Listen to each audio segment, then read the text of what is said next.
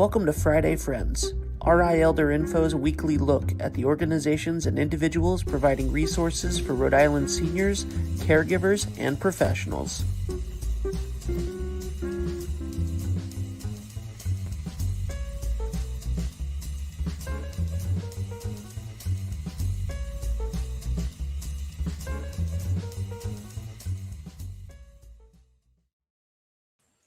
Good morning, all of my wonderful friends. How are you today? I am Deb Burton, the founder and creator of RI Elder Info and rielderinfo.com. And every Friday, I come here on Facebook to host Friday Friends.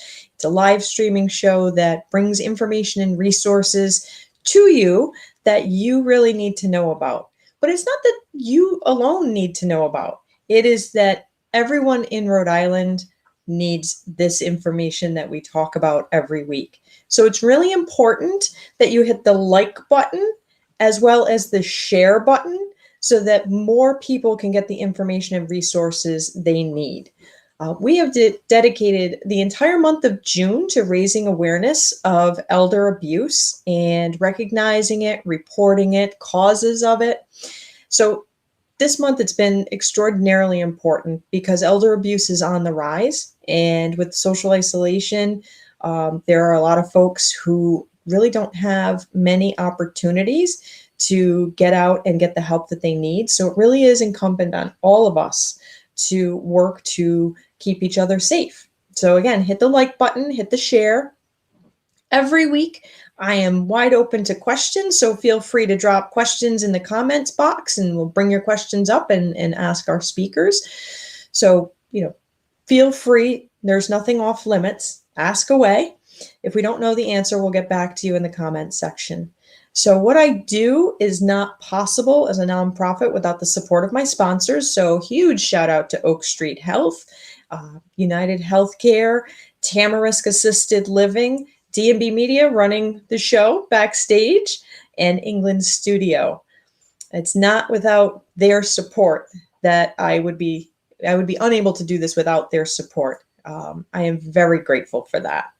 So this week, I would like to invite up to the stage Ann Murphy and Kate Spinella from the Rhode Island Alzheimer's Association. Thank you so much, Deb, for having us this morning. This is our second time with Friday Friends, and we're just really pleased to be here with you and with my beautiful colleague, Kate. Yes, thank you very much for joining us today. I wanted to have you guys on because when it comes to elder abuse, one of the risk factors is caregiver burnout and an individual who may have dementia of any of the varieties of dementia. And that can really cause a pressure cooker situation for the caregivers. Can you share with everyone what is caregiver burnout? What are the signs? What can people do? And what are the resources out there?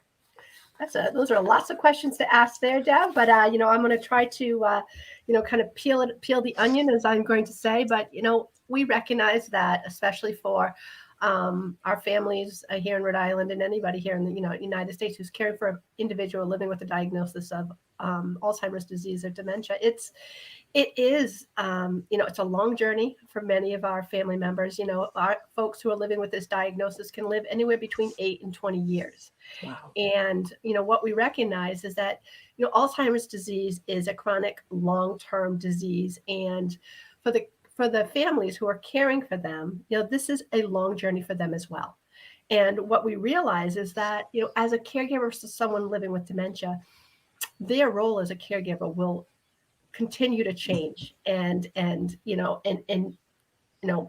roll out, and the family members or friends and family and professionals who are, their role as caregivers is ever going to be evolving, and it's going to cause more and more demand on the caregivers.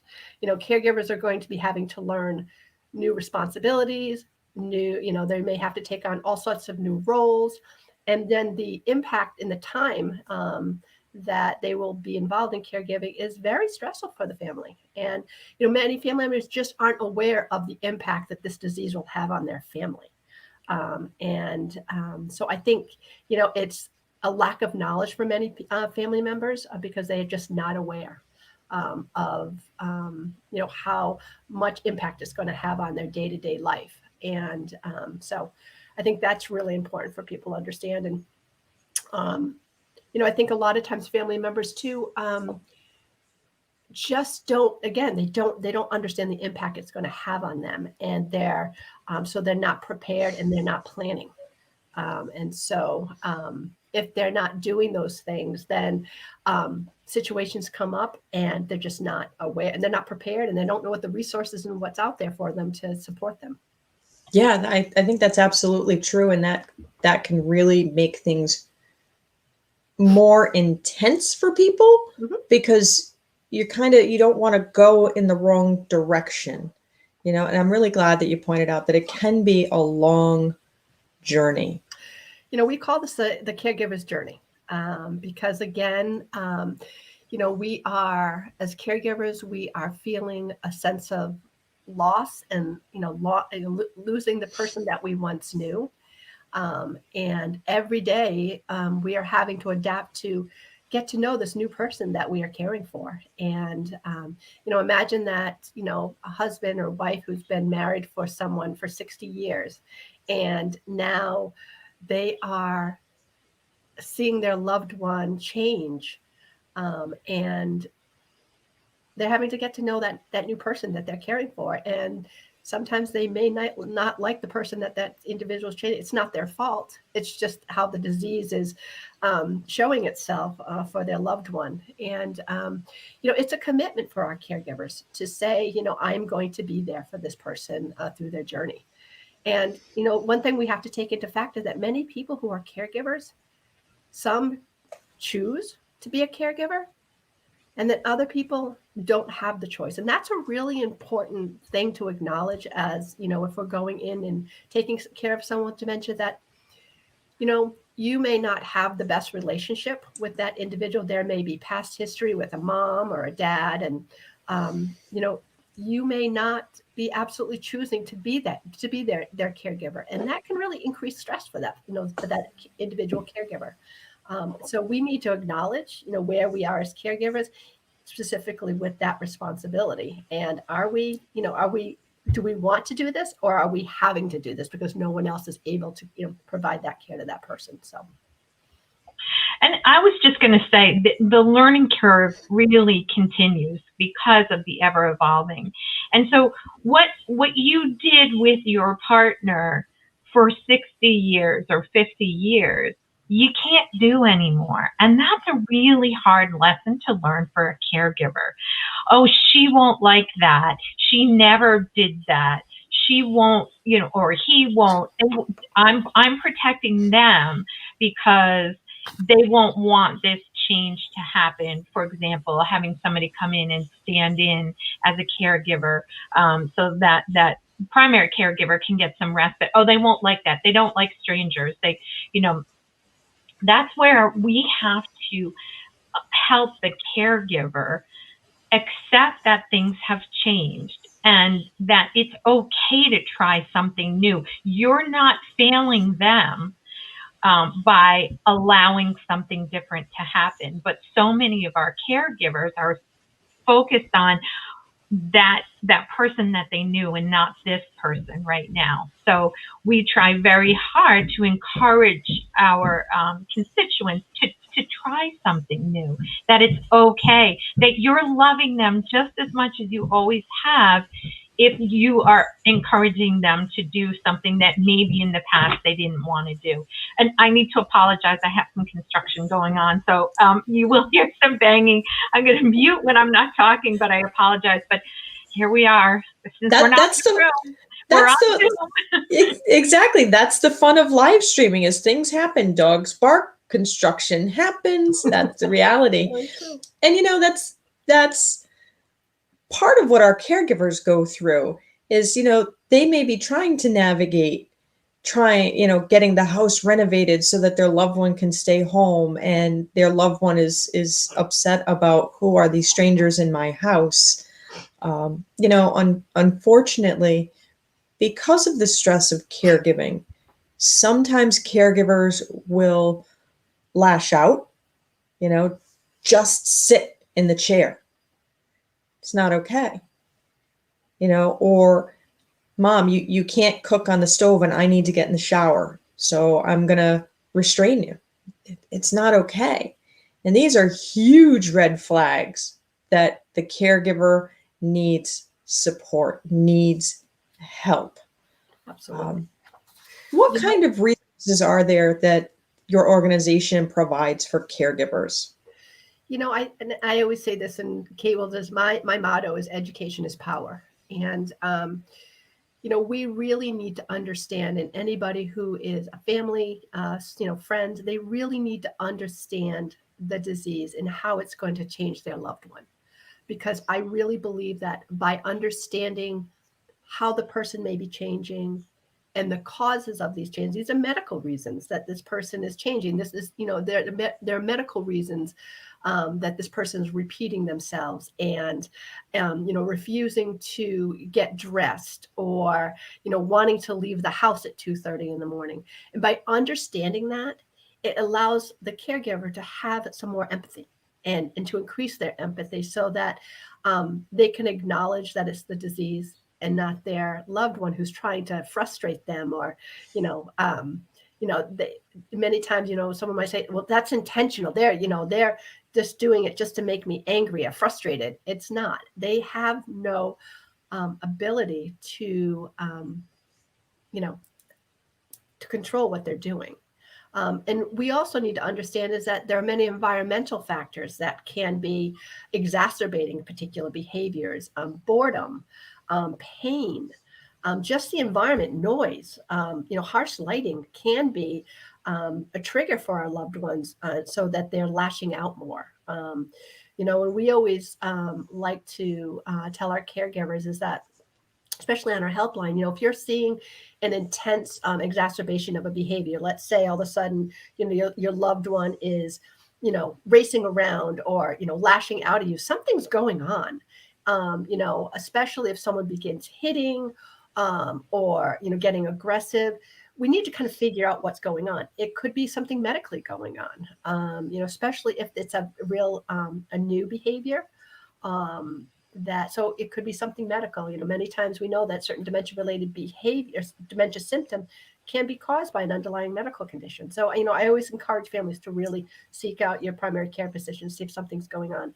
I mean, it could be simple as the fact that they're not able to communicate with you, that, that their underwear is extremely tight, or, but it's true. I mean, these are things that have happened, and it's been a simple fix. And, you're asking them to sit down so that they can, so you can help them put on their socks and shoes, but they're trying to sit down and they push you away. Well, what they're really trying to express to you is that I'm really uncomfortable. I'm in pain. I don't want to sit down. So that is a great example. So we really need to assess. One of our educational programs is called Understanding Dementia-Related Behaviors, and we teach families how to assess what may be going on, and it may not be easy. It may, what causes something today may be completely different tomorrow. But it's putting sort of tools in our toolbox, which I always loved using that term, to help us try and figure out what may be the cause of something. It could be, a new person coming into the household that could be the cause. That, maybe, that new caregiver that you've brought in to be with mom may remind them of someone from their past. There could have been trauma in that person living with dementia in their life, and that new person coming in the household could be a trigger for them, could remind them of someone who harmed them in the past. So, we need to be aware of our loved ones, past history, because those also could be triggers causing and exacerbating some kind of, aggressive, outburst, or, causal for, that pushing to say, I don't want that person in my household. So, we really there's so many factors that can contribute to someone getting aggressive. And of course, those kind of aggressive behaviors for caregivers is so, so stressful. So, again, that education is really, really important. And I'm going to tell everyone about our support groups, because when you're in that situation and it's becoming a powder keg, there are peers that are doing the exact same thing that you are doing day in and day out as a caregiver. Getting into a support group, that's sharing the tools that people have already, that are tried and true, right? So if you're looking for, she asked me 5 times for breakfast this morning. How do I handle that? Someone who's been caring for someone mid-stage of the disease may have figured out that all you have to do is say, breakfast is in 5 minutes, or breakfast is in an hour, or, how to redirect that person. So our support groups are awesome in peer sharing. When you're at the end of your rope, we have a helpline, a 1-800 number, 800-272-3900.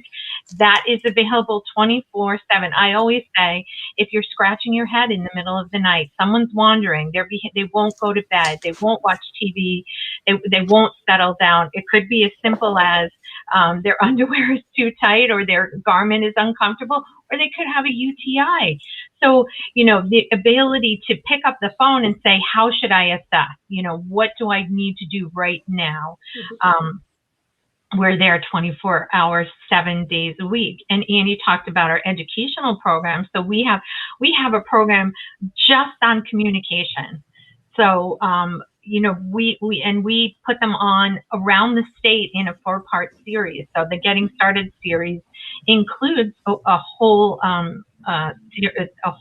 seminar on communication strategies. So we do have the resources at the Alzheimer's Association to help you and your family members out.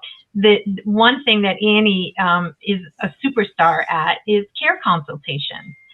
Talking to the caregivers and the family members, and sort of sitting down and, as I say, having a come to Jesus meeting about what we need to do for mom and dad. And Annie and our team throughout the region, we can lead these meetings with families. So, we're here and we can really help in gaining strategies for this learning curve, which can continue, as Annie said, as much as 20 years. My mom had the disease for almost 14 years. And we spent a long time trying to re-educate my father on, he was the one where she doesn't like that. She won't play games.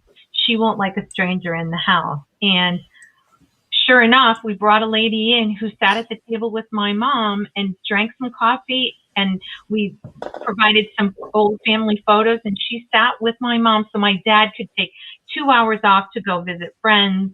And my mom was perfectly fine. She was perfectly fine. She probably walloped him when he got back, but she did it, right? She did it. And my father was able to get some respite. So, there's a lot of other resources out there too. Adult day programs. I mean, my mom went to an adult day program. She was doing arts and crafts. She was playing games. She was singing.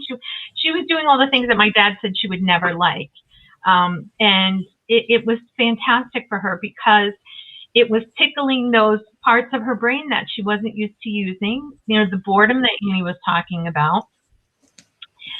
Keeping her occupied really helped her work on her sleeping habits, work on her eating habits, all of the things that she was refusing to do for my dad. So there are lots of options out there, and we can guide you through them.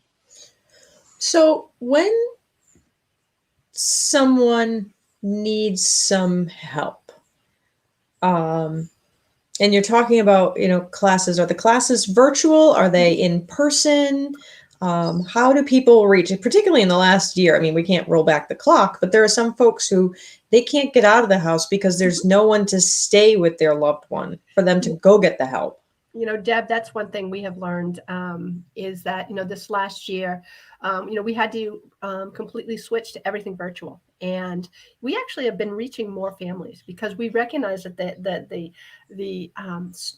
demands of caregiving is not a 9 to 5 job. We're caring for, and most of our caregivers here in the state, they're they're not just caring for their loved one. They may be caring for, their grandchildren. They may be caring for their children or teenagers. And so they have so many responsibilities. So we've been able to offer, we have programs that we're going to be continuing to offer virtually. We're going to be offering a combination of virtually as well as back in the community after August. So we're really excited about that. We also have all of our programs are available on our website through our e-learning program. And you can go to alz.org/e-learning and see our entire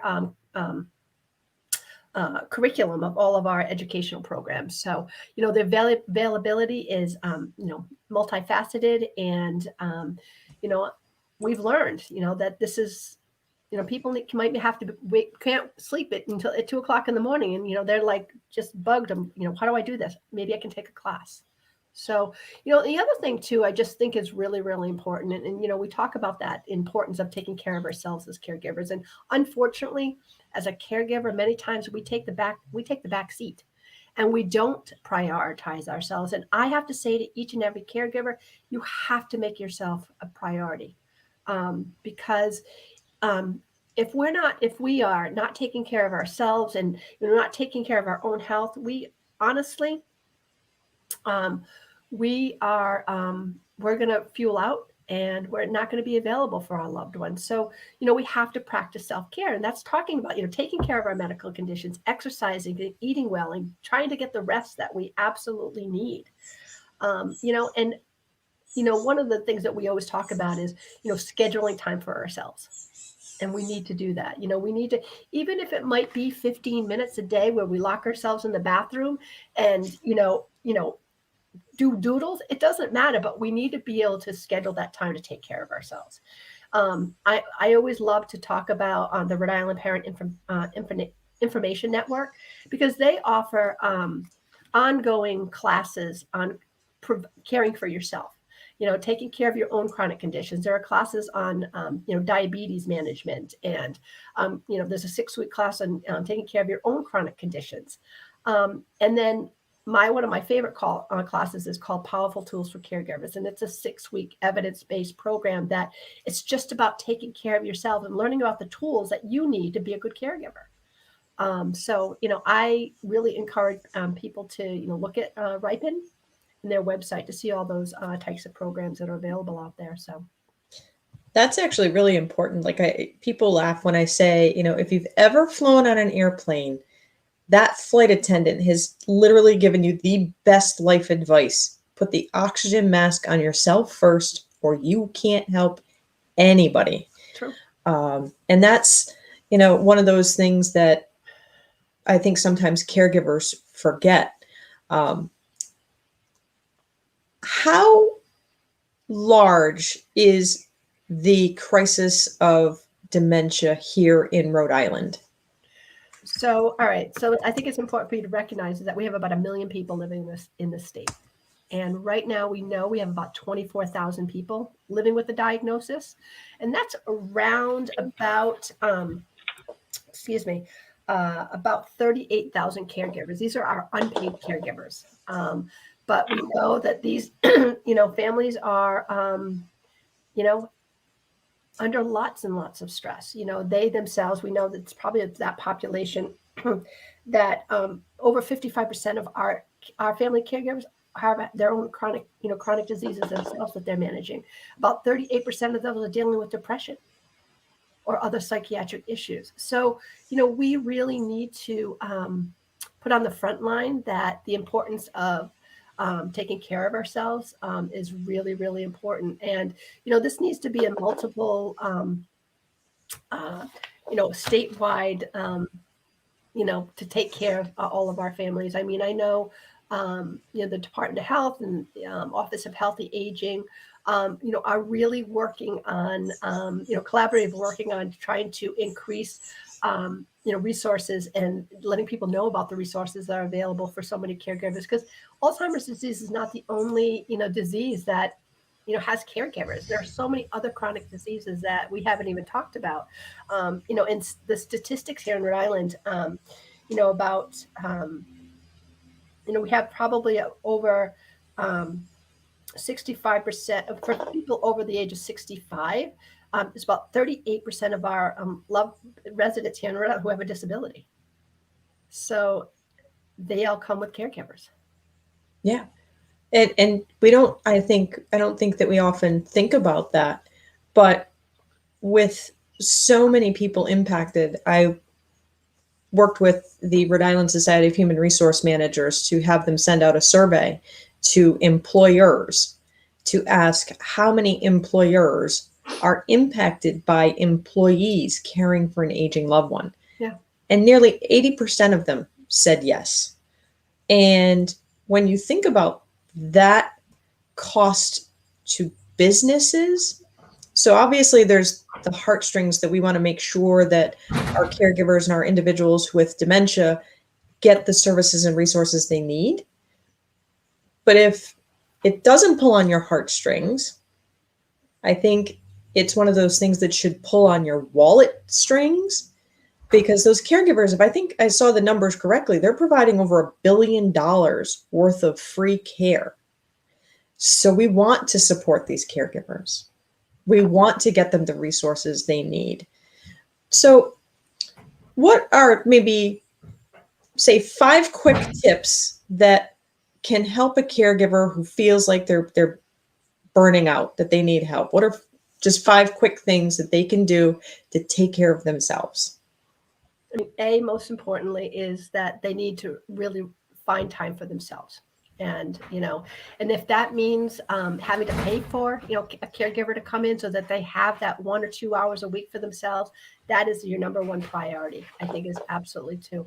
Number two. Yeah, and what can I say? We also can help people find resources to pay for that or assist in paying for that. In some cases, it's really an underserved area, and we're working on it in legislation. I'm sorry, there's my dog going. But so we definitely have resources. I'm going to mute.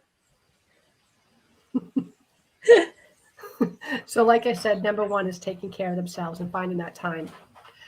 Number two, I think it's really important to look at long-term care planning. It truly is to really understand, because this is one of those factors that I never like to bring up, but there are so many of our caregivers who unfortunately pass away before their loved ones do. And they have not prepared for what that means for their loved ones. So we need to, it's very important to, plan early. So we're talking about, durable power of attorney and POAs, also talking about, understanding what that loved one's wishes are when the time comes when they pass away, and, what are their choices around, do they want to be cared for at home, or, is it something that they're okay with about going into a long-term care facility or assisted living? So, those types of decision makings can really reduce the stress for a caregiver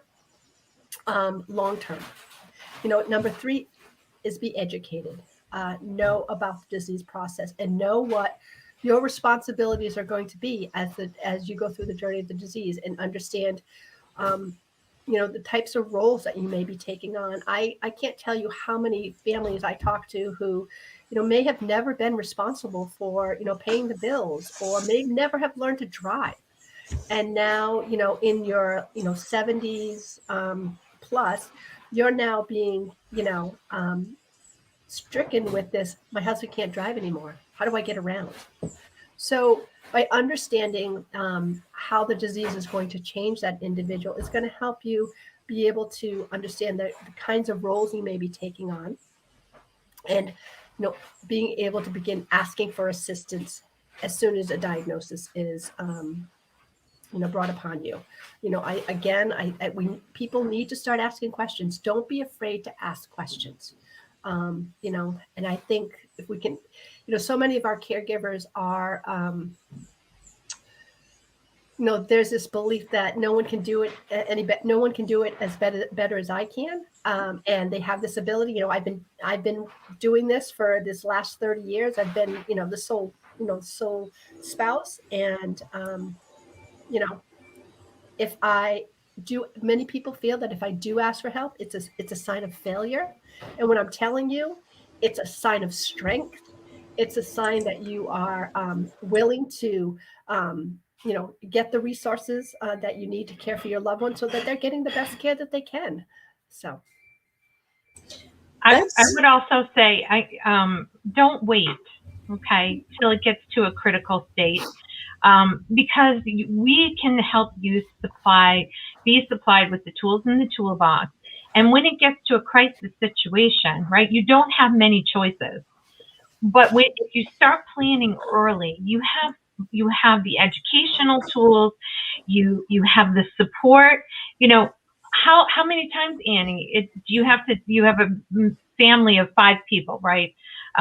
A husband or a wife and 3 children, and the 3 children have 3 different ideas on how care should be managed. And then, so now there's infighting, and we're not dealing with the issues at hand.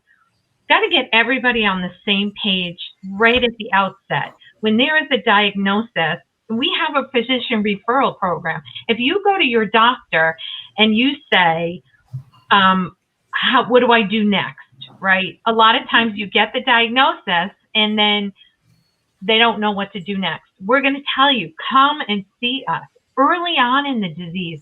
Be prepared for what's going to happen, because it can turn on a dime. I remember when we were looking for a place for my mom, she did spend 6 years living in a community in a memory care unit. My father could no longer take care of her at home. It was a really difficult decision. And I looked him straight in the face and I said, if you don't do something, you're not going to be here anymore. And I will have lost 2 parents like that. And I said, you've got to make this decision. This is something you are giving her up so that we can still have you. My mom died in 2016. My dad's still here. He's 88. So it was the right decision. But I tell people all the time, if they're considering long-term care or considering outside services, make the decision early on, so that, for example, if you are looking at a particular facility that you want them to be in, if it's an urgent situation or emergent situation, you have to get somebody placed, and then they don't have any beds. So, get on a waiting list if that's something you think is going to happen down the road.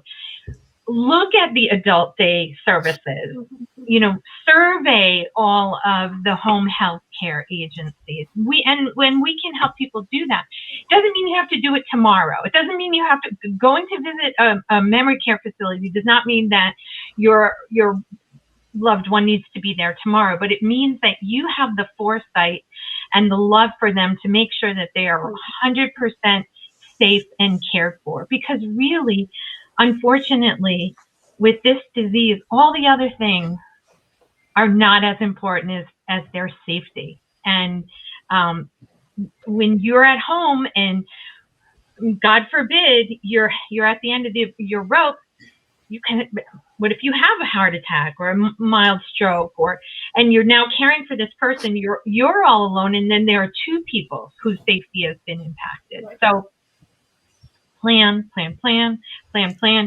Tell your doctor to refer you to the Alzheimer's Association. When you go in for a visit, say, I really need more resources. They can fill out a form, fax it over to Annie. Annie gets in touch, and they become one of our constituents, and we can help them right off the bat. So, Kate, is there a cost for that? If your doctor is referring you to the Alzheimer's Association, do people need to worry about proper insurance coverage, anything like that? No. But Annie, do you want to talk about the Medicare code, so that if they want to talk to their doctor about care planning?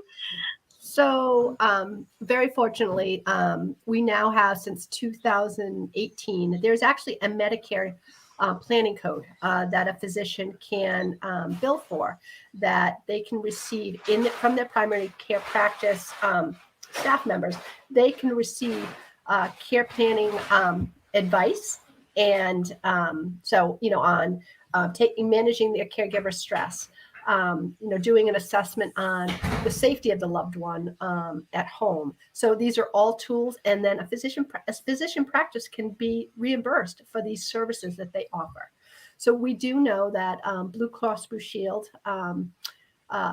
Care Advantage program actually does.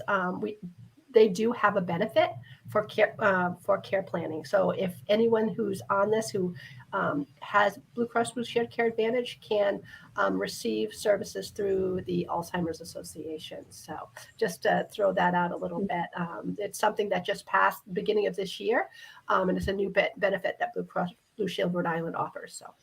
But even if you don't have that, you can still, even if you don't have that particular Blue Cross plan, you can still get help. Absolutely. That is a specific plan for Blue Cross Blue Shield members. And the name of that specific program is called Dementia Care Coordination. So, yeah. But if they come to us, if anyone comes to us and wants Dementia Care Coordination, Annie and our team in the region can meet with anyone and talk to anyone about care planning. Absolutely. So, and that's free. There's no charge whatsoever for the caregiver. Absolutely. Yep. Yep. That's why I'm the fundraiser. That's why I'm doing all the fundraising. We need to support our program. I want to say this too, we haven't spoken about this and we've been talking about caregivers, but, we also need to recognize that, the person who's living with the diagnosis, they need education and they need support as well. And so we at the association have many educational programs. We offer support groups for people in the early stages of the disease. And we also offer social programming so that people can gather and get to know one another and support one another and just continue to live and enjoy life. But, having that support if someone else is going through it as well. And we've just seen the benefits year after year of this. And, we'd love to see more individuals who are, living early in the diagnosis. So I want people to be aware of those services, and we offer those virtually as well as in person as well. So yeah, and I would be remiss if I didn't share with our viewers that in addition to what the Alzheimer's Association can provide, there are also home and community-based services that your loved one might be eligible for. Mm-hmm. And you can reach out to a lot of the different community action programs to have a social worker come out and do the assessment completely for free. Yep. Because you might be able to have a free or reduced cost home health aide come in to work with your loved one.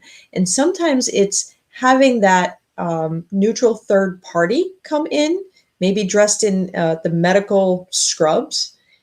It can be easier for that individual to say, get your loved one into the shower because it's seen as a medical provider versus perhaps a son or daughter doing it. And there's also the respite program, mm-hmm. so that if someone is, if someone is, say, a caregiver who needs to go in for a procedure themselves, their loved one can go into a respite program at one of the facilities. It's short term, and they can sort of stay in either in a nursing home facility, if that's the level of care they need, or an assisted living level of care, so that that caregiver can get the treatment that they need. There's also the respite program through the Diocese of Providence, which can also cover someone coming in and helping to care for your loved one and giving that caregiver a break. The Office of Healthy Aging has the Friendly Visitor program. Mm-hmm. They can send someone out. And there's many other programs to help give people a break. And I think as lay people, you might talk to a friend and, maybe it's someone in your church or synagogue or mosque, and, they're caring for a spouse who has dementia. It's like, well, I would like to help, but I can't help get someone to the bathroom, or I can't help, do things. I wouldn't know what to do. Sometimes it's just bring over a cup of coffee. Just say to that caregiver and their loved one, I'm at Dunkin' Donuts. How do you take your coffee? And it's not asking, oh, do you want me to bring you a coffee? Because a lot of times caregivers are like, no, I'm fine. That dreadful classic, I'm fine. Mhm. To give that, because when you're looking at, the data was showing a third of caregivers are really having issues themselves with their mental health. Mhm. That's, I'm sure, escalated through COVID, as it has for so many people. Yeah. And sometimes just having that extra person to have a conversation with is really helpful. And Annie, I totally agree. For RA Elder Info, information is power, and nobody should struggle to lead a happy and dignified life from a lack of information. Resources are available. Absolutely. And that is one of, the things that we, stride is to continue to know about the new resources that are available. I just learned recently that the village, I got to think of it's the villages. They're offering all new types of support groups. They're not specifically for caregivers with dementia, but so there are all these available resources. And I think one of the issues is that Rhode Island, we sometimes just have a hard time finding them all. And a lot of times, if a family is sort of beginning to search for financial resources, I like to send them to the point. Or to Rhode Island Elder Information, because we have to work together, but we have to start somewhere. And many people come to us because of the disease itself, for that education and understanding. And rather than sending an individual to multiple resources, it's sometimes nice to just send them to that gateway point, so that that gateway point, like the point, United Ways, that they can help give them the multiple choices that they may have for, like you say, financial assistance to find respite programming, or financial assistance for home care, or even to learn about Right at Home, which is an incredible program that actually helps bring someone into their home and pay them to provide that service. And it can be a family member. So, so there's a lot of resources available. But I think our caregivers need to kind of take down that thing where that, I'm the only one who can do it, and I can do it the best. The only way that you can do it the best is that if you really do seek out support and assistance, and we shouldn't be shameful for that, because really what you're doing is you're actually helping your loved one to get the best care and support that they can by asking and by getting the necessary help you need. So Yep. And I do have to say, since it is we are dedicating the month of June to raising awareness of elder abuse and neglect, that if there is someone who is not getting the care that they need, if there is a caregiver who is going too far, they're one step beyond, or if it is an individual who maybe has dementia, or you suspect that there's something just not quite right, and they're home alone, and you see that they're not taking care of themselves, every single Rhode Islander is required to notify the Office of Healthy Aging. They have to call the 401-462-0555 number. And you might get an answering machine. It's okay. Leave your name and number. They will call you back. But if you think that, somebody, they're just not doing okay, you have to call it in. And it's not out of meanness. It's not out of spite. It's, what if you're not making that call and there's some catastrophic event, and then you're left living with yourself saying, well, I knew, but I didn't do anything. Because there is help available. So when you have that loved one who is, repeatedly saying, I want to go home, I want to go home, I want to go home, and you're like, oh my God, you are home. And you, as a caregiver, you just can't take it anymore. That's when you really want to reach out to the Alzheimer's. I think you'd said the numbers, the 800-272-3900, 24/7. Right. Reach out. Yeah, call. they're master's level clinicians that answer that phone and get you through what you need to get through at that moment. Everything then does trickle down to our office. So if you're calling from Rhode Island, we're not, Annie is not up at 3 a.m. answering the phone. But there is someone answering the phone, and they could be in this region, they could be in Chicago. But all of the information does trickle into our office so that you can be met with an individual that can help you get to the next step. And that is our beautiful Annie here, who guides so many people. And I also wanted to point out that a lot of the things that you're talking about as far as resources that you spoke about for respite care, for the Point, the Diocese of Providence, can be found on our community resource finder. So I'm going to put that up for everybody. You can find anything from an elder care lawyer to a memory care unit to which you may want to visit. So I'm putting that up there, and it's a free service, and it's in partnership with AARP. Yeah. So I think, well, e-learning is good, but the community resource finder is what we're looking for, Ben. So. So when someone calls, is it kept confidential? Yes. All of our information is confidential, and it's kept with us. So unless it's an area of abuse or neglect, we will let the family know that we do have to report, and then we will be in touch with the Office of Healthy Aging to make those reports. There's one valuable resource that I just always, it's one of the first things that I encourage families to do. And it's actually called the Rhode Island Special Needs Registry. And it is a document that you complete. You actually can go on the web at, RI,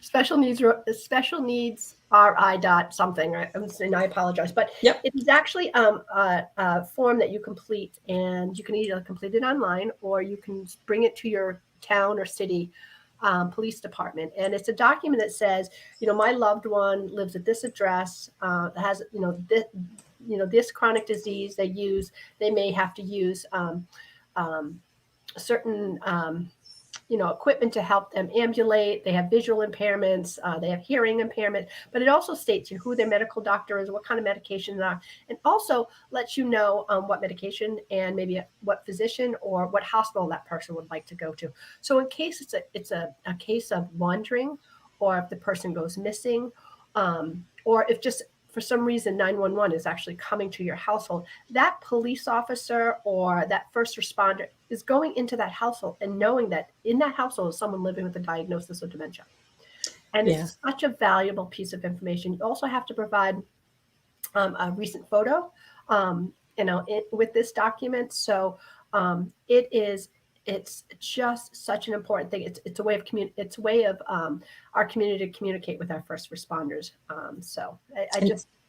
Annie, that's so important, and to have a conversation with your local police department, have a recent photo of your loved one, mm-hmm. as well as any automobile they might be in, including the license plate, yep. and give that to the police department when it's not a crisis. Correct. Because the last thing you want to do, if, God forbid, your loved one has walked out of the house and you don't know where they went, you don't know how they're dressed, the last thing you want to do is try to scramble in your house to find a recent photo of your loved one to provide to the police. Mm-hmm. And, realistically, how many of us have memorized our car's license plates? Correct. Unless you have a vanity plate, I don't know that a lot of us have them memorized, especially if each household member has a car. So have a picture of the car, a picture of the license plate, a picture of your loved one, and just provide it to the police for, God forbid, an emergency. And what I'm going to say to you on that is many times the emergency is actually the caregiver having to go to the hospital. And so now you are possible that their loved one is at home by themselves. Yeah. So this document, states who are primary and secondary contacts, emergency contacts. I think just, as we're talking about, I think one of the very simple tips that can be is, have this information, have a picture of your loved one or the emergency contact information right on your refrigerator, so that, if first responders are having to come into the home, they're not having to look for that information, that it's right there. I would also say, and I have some of these, so when we get back to meeting in person, but I know other organizations do it as well, is about a business card size, AKA the same size as your insurance card. Put on that card, I am and this is true for even if you have little kids. There is someone at my house, their name is, they need help if I am unable to get there. So that way, God forbid, you're running to the market and you get into a car accident and you're taken out by ambulance. The one thing that you know for sure, healthcare providers at the hospital are going to look for is your health insurance. So if you have a note with your health insurance card in your wallet, my husband is at home with dementia. This is my address. This is his name. Please check on him. It can also be, not just for the situation of dementia of, I have a 7-year-old and his name is, and he goes to this elementary and the bus is going to be dropping him off at. So that way, even as a parent of a little one in an emergency, they know that, oh, wait a minute, we need to go back to that house and check. And also true if you're caring for, an adult or an individual with special needs. Yeah, and additionally, conversely, the individual with the disease should have some kind of a notification, whether it be a medical alert bracelet with information on how to get in touch with the caregiver.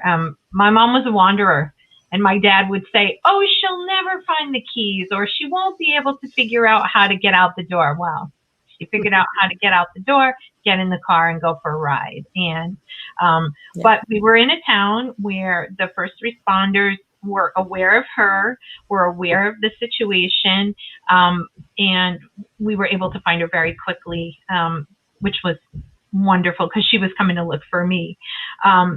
So the other thing that I wanted to tell everyone is that the Alzheimer's Association also does training for first responders. So if you feel that something's happened in your town, a first responder has come, it wasn't the best experience, how can we help you in your communities make them aware, make your first responders aware of our training? Because it's not, as you can see, it's so difficult to figure out really how to work with a person with the disease. It's not easy. My father said, oh, she's never going to leave. She's never going to find the keys. I hid them real well. He thought he knew everything that was going to happen. So we don't know how our loved ones are going to react if they're confronted by police or the police need to be called. How should the police respond? What needs to be done? How to de-escalate a situation? We have training for that too, not only in person, but we also have that on our e-learning. So, I encourage anyone who may be listening who's a first responder or would like to reach out to their local community policing. We'll go to them and work with them. That is awesome. So, Annie, if somebody wanted to reach out to you for that consultation, how do they reach you? What number should they call? You know what? I think the first line of defense is our helpline number, which is 1-800-272-3900. I think that's the best way to reach me. I mean, people can reach me at our local number, which is 401-421-0008. But I think our helpline is really that first line of contact. If for some reason I'm not, available to pick up that phone, one of our care consultants will take over. So. That's awesome. That's awesome. And I have to say, there has not been a time when I've reached out to you and you have not been able to provide some guidance. because there are times that, I run RI Elder Info and I'm compiling information and resources all the time, but sometimes I get stumped too. Yeah. And, that is the beauty of having this network of support systems Absolutely. for professionals as well, that they can reach out as well. Caring, I'm just going to say this, caring for someone living with dementia is a community effort, and, we all need to be vigilant of that there are people, in our neighborhoods and just down the street from us living with that diagnosis. And, as we know, there's about 1 in 3 individuals over the age of just 85 alone, who's living with dementia. So we need to be vigilant. We need to know that, and I say this, I have my dementia, vigilance all the time. And I can't tell you how many times I have been in my car and I have stopped because I recognize the signs, and, had to, just interact with someone who I don't know. But, we think it's really important that our businesses, people who may be interacting with the public be aware and have education too, and how to, interact and communicate with folks. We're very fortunate. We've been doing a lot of training with many of our banks and financial institutions over the state of Rhode Island, and just educating the tellers and some of the bank managers, that what kind of situations you may be walking into when someone may be coming into the bank and who's absolutely just frustrated and angry, and understanding like what was their morning like, and why is this person coming in 4 times today and demanding that they want to take money out when that they've already taken the money out. So it's a community effort for us to support people living with dementia so that they can live the best quality of life that they can in their own neighborhood, in their own community. And we all need to be vigilant to support that individual. And like you said, it is the necessity of all of us working together, because we have so many resources that we can offer here in the state of Rhode Island. And sometimes, the biggest issue is finding them and accessing them. So that's awesome. So with all the fabulous work that you guys are doing, are you a nonprofit? We are a nonprofit, absolutely. We are actually the largest nonprofit volunteer organization of care and support and research in the United States, and we're very proud of that. And Kate, if you want to talk about our necessity of being able to keep our programs and services free for all of our families, and how we do that, and different ways that we raise money so that we can support the efforts that we do. Yeah, absolutely. I just want to say this last thing before I go into the pitch, right? My mother had the disease. My father-in-law currently is living with vascular dementia. There's nothing that should be stigmatized about it. It is a brain, it is disease, it is a neurological disorder.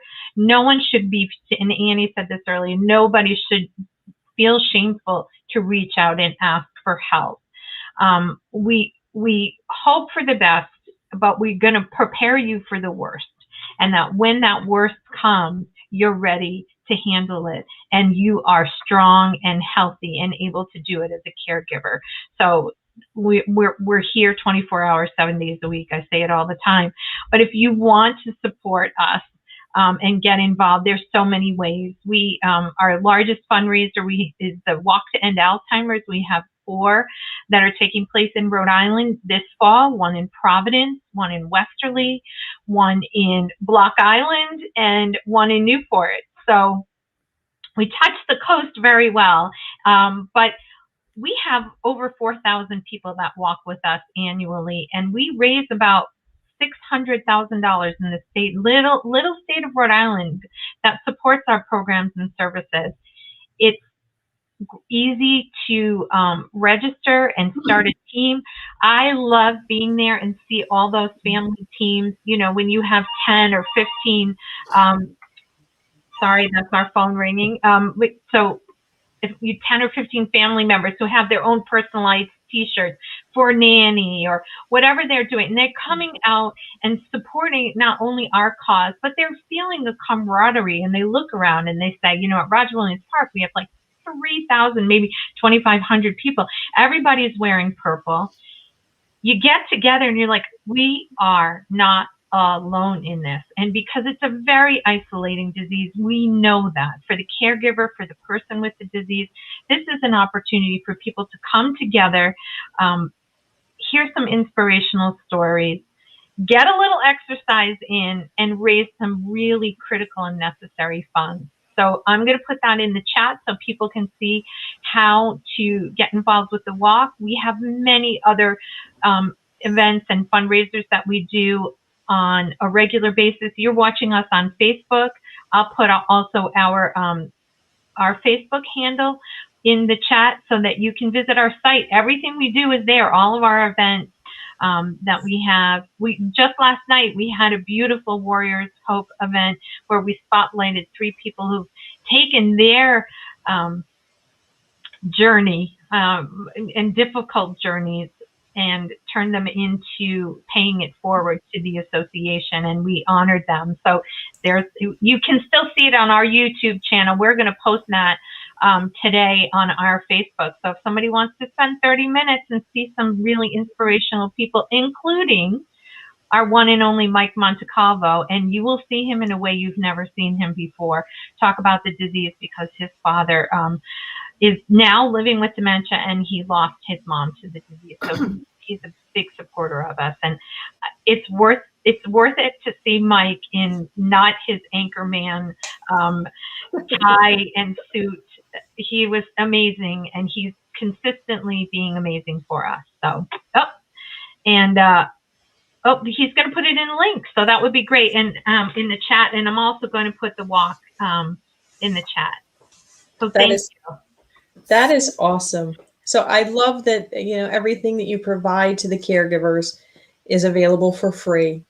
They can get the information, they can get connected with, medical specialists, they can get together, with the different elder law attorneys, that you can coordinate all of that for people and that you can provide that to them for free. So I think it's really important that folks support the Alzheimer's Association. And also, of course, really important that if you're watching, that you have hit the like button and the share button. And if you know somebody who needs help and maybe they're kind of at their wit's end and maybe not doing the right thing, that you reach out to the Office of Healthy Aging. Their number is 401-462-0555. If you're that caregiver, or even if you are the person who maybe you've just been diagnosed with dementia, and you want to reach out and find out what resources are available for you, because I do know there's many people who live alone with dementia, you can reach out to the Alzheimer's Association at the 1-800-272-3900 phone number. But the information you guys have provided, we went really long today. The information you provided has been absolutely amazing. Absolutely. Thank you so much for coming on. Thank you. As always, Deb, it's really a pleasure to be on Friday Friends. And, I'm always honored to be with you. And just thank you for this opportunity for us to really be able to talk about, families and just the resources that we have available for them. So thank you. We are Friday Friends. We are Friday Friends. Thank you so much. Absolutely. Thank you. Bye. So everybody, I know we went long, and I encourage you, if you missed any part of it, to back up and watch it from the beginning, because there's so much information that we covered, from tips for caregivers to take care of themselves to different resources that can help provide assistance with the physical care to getting information that you need. So if you missed any part of it, back it up and watch it again. I look forward to seeing you all again next week. Friday before the holiday weekend, we're going to have a great time. And don't forget, coming up on August 5th, we are going to be hosting Calling All Veterans virtual conference. It's going to be an amazing 2-hour event with experts providing resources for veterans of all eras. We are super grateful to Oak Street Health for their support in helping us get Calling All Veterans Day out, the Care Concierge, Independent Benefit Solutions, Cross Country Mortgage. Super excited for their support. I look forward to seeing you all attending Calling All Veterans Virtual Conference August 5th. but I look forward to seeing you next Friday at 9 a.m. right here. In the meantime, be well. If you liked this video, please follow us on social media and subscribe on YouTube. For more information, visit rielderinfo.com or call 401-585-0509. If you have any questions, email deb@rielderinfo.com.